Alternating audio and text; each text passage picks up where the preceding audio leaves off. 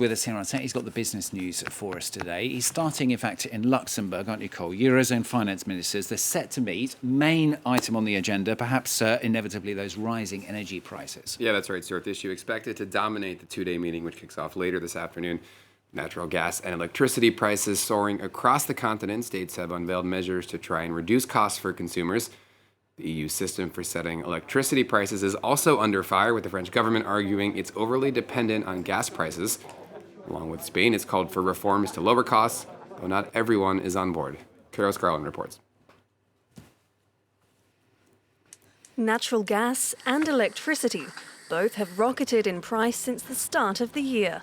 In France, gas prices are up by a whopping 57%.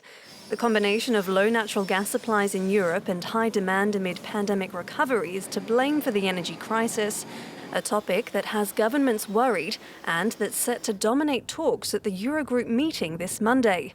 France, Spain and Portugal are calling for a more coordinated EU response to bring prices down. They've suggested diversifying energy sources so the bloc is not so dependent on exporters like Russia.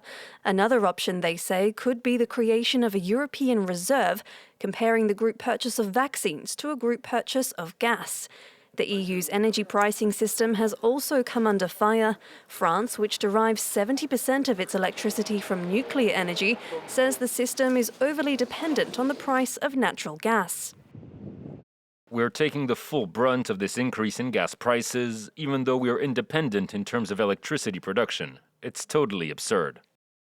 Brussels has said it will provide a toolbox of measures countries can use to respond to price increases, but some governments have already intervened. Among other initiatives, France has offered a one-off payment to poorer households, while Spain has imposed a €3 billion tax on energy suppliers.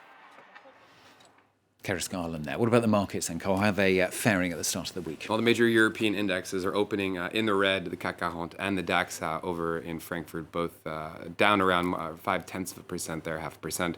FTSE with some slight losses over in London, concerns around inflation, rising interest rates weighing on investors. Meanwhile, markets closed for holiday in China and South Korea, but there are losses on the Nikkei and the Hang Seng in Hong Kong, down more than 2%. Investors there reacting to a suspension in trading from Evergrande, the embattled real estate developer. That pause is pending, quote, a major announcement. Now, while no official announcement has been made yet, Chinese media reporting that Evergrande is selling a 51% stake in its property management unit to the Guangzhou-based firm Hobson Development. The deal is reportedly worth some $5.1 billion. Evergrande's debt problems have been increasingly worrying investors and sparking fears of a default. A one-time symbol of the Chinese real estate boom, the firm has struggled to make interest payments to bondholders, while its fate remains uncertain. Now, meanwhile, the whistleblower who shared some pretty sensitive information from Facebook has revealed her identity. Yeah, her name is Frances Haugen, a 37-year-old data scientist. In a televised interview Sunday, she explained her motivations for releasing a trove of internal documents. Among other things, they showed executives discussing the presence of hate speech and misinformation on the platform. Take a listen. The thing I saw at Facebook over and over again was there were conflicts of interest between what was good for the public and what was good for Facebook. And Facebook over and over again chose to optimize for its own interests, like making more money. The version of Facebook that exists today is tearing our societies apart and causing ethnic violence around the world. Frances Haugen there. Now, finally from Cole, the British government set to unveil some new support. This is for furloughed workers. Yeah, Finance Minister Rishi Sunak expected to announce a plan worth around €580 million aimed at supporting people coming off of temporary unemployment and struggling to find work, with specific measures aimed at both older and younger workers.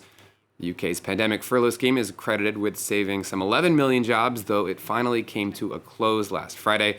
This move then meant to show the state's commitment to those in need. And of course, it would also come at a very difficult time, obviously, for the British economy. We've been seeing those fuel shortages and also those rising energy prices. Something is going to carry on. Well, not necessarily continuing to rise, but anyway, we shall see over the next few months. Thanks very much, Cole Sangler.